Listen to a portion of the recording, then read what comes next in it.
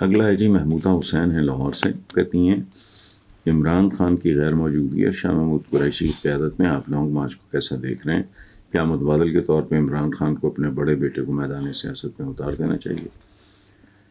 Mahmooda be be, گزارش یہ ہے کہ میں ڈے ون سے کہہ رہا ہوں کہ یہ لانگ مارچ نہیں ہے.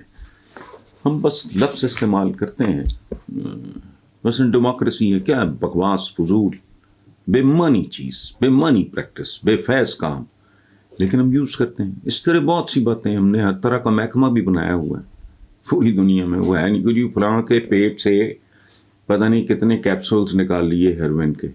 تو میں نے کہا کہ اس ملک کا جو پورے کا پورا ملک کھا گئے ہیں، کبھی ان کو نکالنے کی کوئی بات کرو.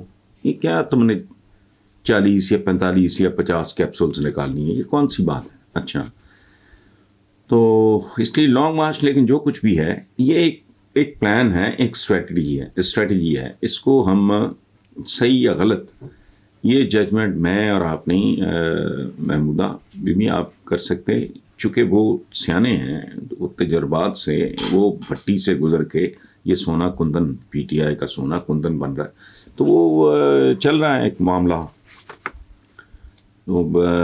کیسا کیا دیکھنا جو کچھ ہے، it is part of the strategy. اس میں کوئی یہ فیصلہ کن معاملات نہیں ہوتے.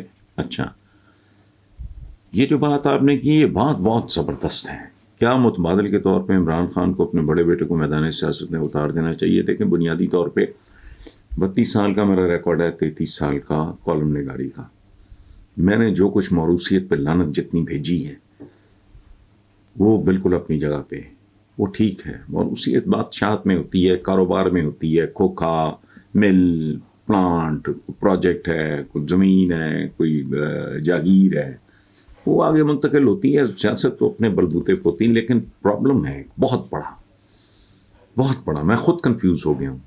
آپ کا سوال بڑا بروقت ہے کہ اگر یہ اپنے بیٹے کو یا کسی کو آگے نہیں لاتا تو وہ ہی is going to be the easiest prey. ان کو پتہ ہے جس سے جان چھڑا لو تو ختم ہو گئی بات، کہانی کوئی.